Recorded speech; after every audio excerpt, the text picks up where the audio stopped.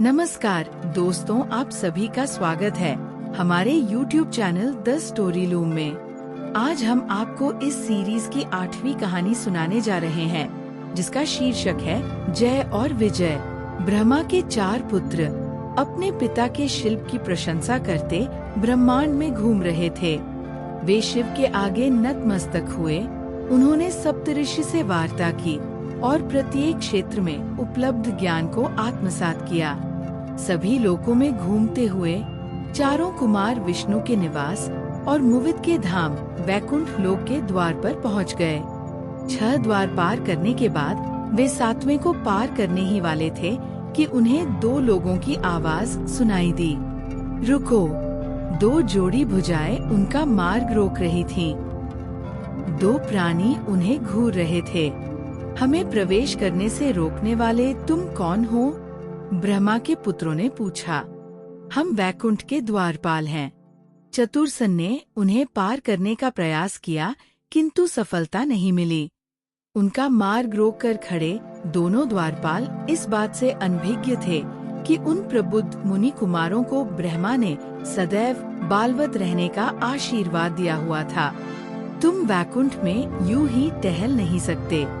यहाँ केवल कुछ विशेषाधिकार प्राप्त लोगों को ही प्रवेश की अनुमति है। तुम्हारे नाम क्या हैं? कुमारों ने पूछा। जय और विजय, दोनों में क्या अंतर है? दूसरों पर प्राप्त की गई जीत को विजय कहते हैं, परंतु स्वयं पर प्राप्त जीत को जय कहते हैं। अपने मन और हृदय, विचार और कार्य पर प्राप्त जीत। विजय बाहरी है, किंतु जय आंतरिक उपलब्धि है, और यह सबसे कठिन है। जिन्होंने स्वयं को जीत लिया है, केवल वे ही वैकुंठ को प्राप्त कर सकते हैं। तुम चारों अभी बहुत छोटे हो और तुम्हें संसार का अनुभव नहीं है। तुम यहाँ प्रवेश नहीं कर सकते। हमारे शरीर अवश्य बालवत प्रतीत होते हैं, किंतु हम ब्रह्मा के मानस पुत्र हैं। हम चतुरसन हैं, जो सतत ज्ञान की खोज में भ्रमण करते हैं। श्रीहरि को सूचित कर दीजिए कि हम उनके दर्शन करके उन्हें प्रणाम करना चाहते हैं।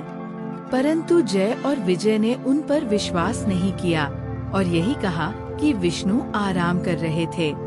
यहाँ से चले जाओ, वे तुमसे नहीं मिल सकते। उन्हें सब पता है। क्या तुम इतना भी नहीं जानते? तुम लड़कों ने उचित वस्त्र तक नहीं पहने हैं। भगवान तुमसे नहीं मिलेंगे। जाओ यहाँ से। कुमारों ने क्रोध में भौहें चढ़ा ली। परमात्मा के इतने निकट होकर भी तुम दोनों इतने अज्ञानी कैसे हो? भगवान अपने भक्तों को दर्शन देने से कभी मना नहीं करते। वे सदा उनके लिए उपलब्ध रहते हैं। तुम दोनों हमें भगवान से दूर कर रहे हो। तुम्हारे पद ने तुम्हें अहंकारी बना दिया है। वैकुंठ सामंजस्य का प्रतीक है, किंतु तुम दोनों इसमें कलह के स्वर बन गए हो। तुम अब यहाँ खड़े होने के भी योग्य नहीं रहे। तुमने हमारे तीर्थ स्थल के मार्ग में व्यवधान पैदा करने का पाप किया है और तुम्हें इसका परिणाम भुगतना पड़ेगा। इसी के साथ 4 नन्ही हथेलियों ने जय और विजय पर जल छिड़क दिया। हम तुम दोनों को शाप देते हैं कि तुम अपना दिव्य रूप खोकर पृथ्वी पर नश्वर रूप में जन्म लोगे। तुमने हमें श्रीहरि के सानिध्य से दूर किया है, इसलिए तुम्हें भी उनसे अलग होना पड़ेगा। मुनि कुमारों के जाते ही जय और विजय विष्णु के चरणों में गिर पड़े। भगवान विष्णु जानते थे कि जय और विजय से क्या भूल हुई थी। उन्होंने सिर हिला दिया। ब्रह्मा के मानस पुत्र, वे मुनि कुमार शुद्ध आत्मा हैं। तुम्हें उनका अपमान नहीं करना चाहिए था। हमें बचाइए भगवान। विष्णु ने उन्हें सांत्वना देते हुए कहा, मैं उनके शाप को वापस तो नहीं कर सकता, किंतु उसे निश्चित अवधि के लिए नियत कर सकता हूँ। तुम दोनों पृथ्वी पर मेरे भक्त बनकर 7 जन्म ले सकते हो, या फिर तुम्हें मेरे शत्रु के रूप में 3 बार जन्म लेना पड़ेगा। पृथ्वी पर अपने उन जन्मों की अवधि पूर्ण कर लेने के उपरांत तुम फिर से वैकुंठ लोक लौट सकते हो। दोनों भाई उठ खड़े हुए। मुझसे प्रेम करने के लिए 7 जन्म या मुझसे घृणा करने के लिए 3 जन्म। तुम इनमें से क्या चुनते हो? विष्णु ने पूछा। जय ने हाथ जोड़कर कहा, पृथ्वी पर 7 जन्मों की अवधि बहुत लंबी है प्रभु। हम इतने वर्षों तक आपसे दूर नहीं रह सकते। हमें केवल 3 जन्म चाहिए भले ही इसके लिए हमें उन जन्मों में आपका शत्रु बनकर रहना पड़े। परंतु संसार तुम्हें धिक्कारेगा, सदैव तुम पर हंसेगा और तुम्हें जलाता रहेगा। विजय ने मुस्कुराते हुए उत्तर दिया, यदि हम किसी भी तरह आपके पास लौट सकते हैं तो संसार को हमसे घृणा कर लेने दीजिए, किंतु हम पर एक उपकार कर दीजिए। जय ने विनती की। जब भी हम आपके समक्ष शत्रु बनकर आए तो आपके द्वारा ही हमारा सहार हो।